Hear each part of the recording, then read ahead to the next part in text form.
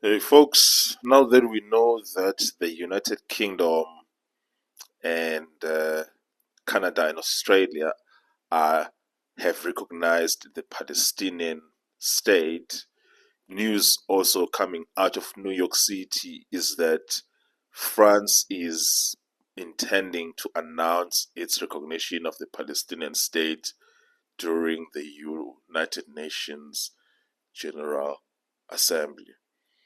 And that would be the second largest economy in Europe and the second most important nation in Europe, second only to Germany, that is now recognizing Palestine, the state of Palestine.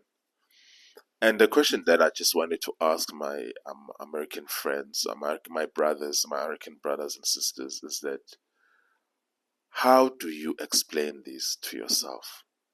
How do you explain it? Do you explain it by rationalizing to yourself that your closest allies are somehow what, anti-Semitic, or what are you, or that they are pro-Hamas? How are you rationalizing it? How are you rationalizing it? How are you explaining these these developments, these earth-shattering developments to yourself? How are you explaining them to yourself?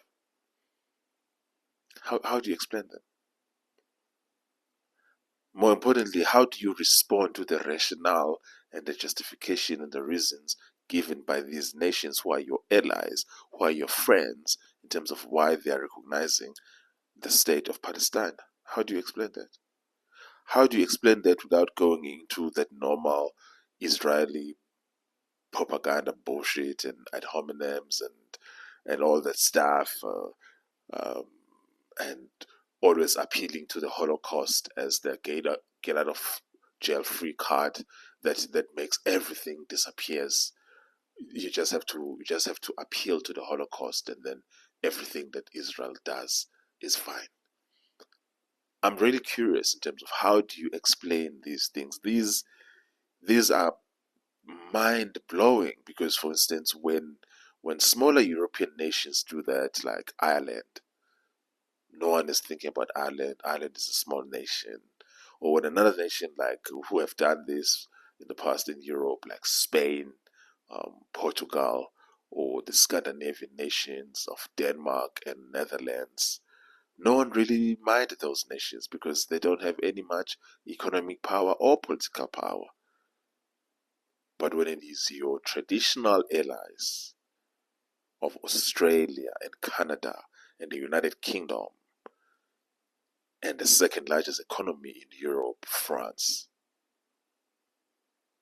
I promise you now that the only thing that is stopping Germany from recognizing the state of Palestine is that Germany is still being manipulated by Israel about Holocaust.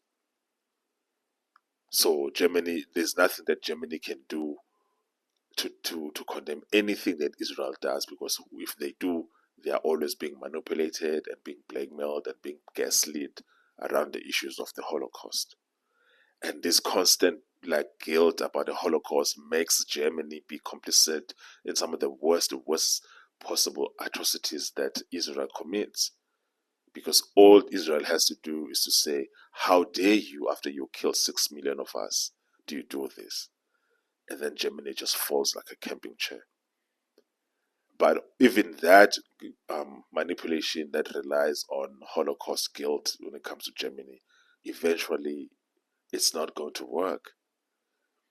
This is an issue that really needs to be taken seriously. This is an issue that people in the United States, my brothers and sisters, that you need to think about.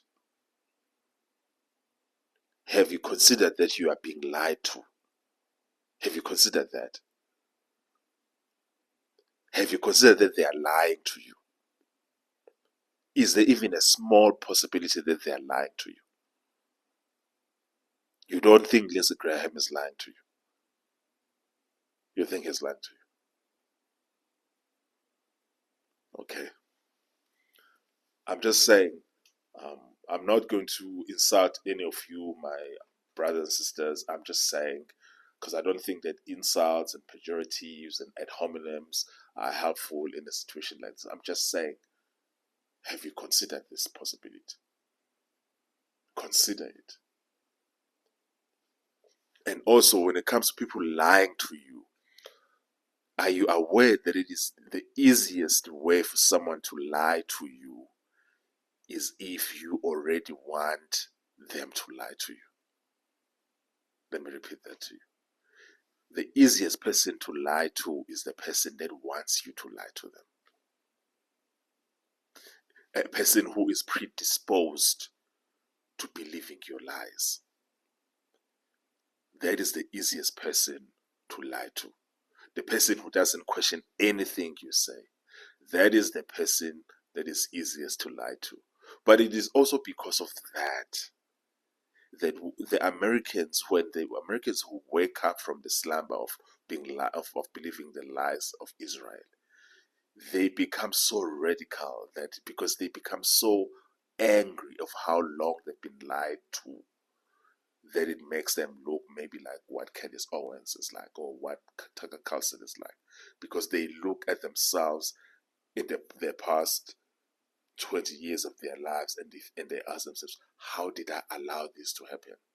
And then they become very, very upset in terms of how they've allowed the state of Israel, the State Department, American media, to the Israeli lobby to lie to them for so long. So then I have to ask you this question. Is there a possibility at all that you are being lied to? Do you think all of these nations in the world who are condemning the actions of Israel, you need to take note in terms of what I'm saying. I'm very clear the words I'm using. Who are condemning the actions of Israel? Do you think all of these nations are paid by Iran? Is that what you believe? They are paid by Hezbollah? Or do you think that what? They hate Jews? Do you think all of these nations, they hate Jews?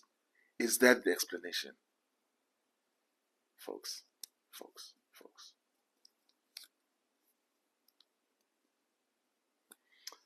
Anyways, yeah, but that's the news. France is officially announcing that they are recognizing Palestine as a state. It will be announced during the United Nations General Assembly, and I'm assuming it's going to be by speech by Emmanuel Macron. And then once that happens, we're going to get a response from Netanyahu, which won't make any sense. Which won't make any sense. Folks, you need to understand that the only thing now that is keeping this going is the American support. That's the only thing that is keeping it going. The American support. Without this American support, there would be peace in the Middle East. There will be peace in Israel, Palestine. There will be a lasting peace.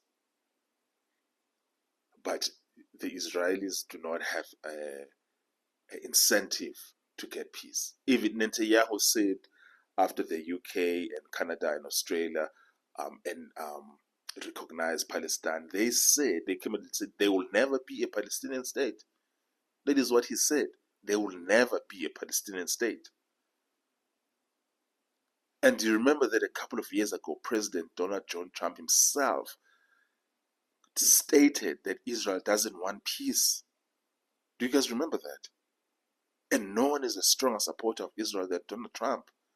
And he stated on the record that Israel does not want peace. This is long before October 17 or October 13 or whatever date it is. That is what Trump said. The guy who took them, who moved the embassy to Jerusalem, he said Israel does not want peace. That is what he said. That is what he said.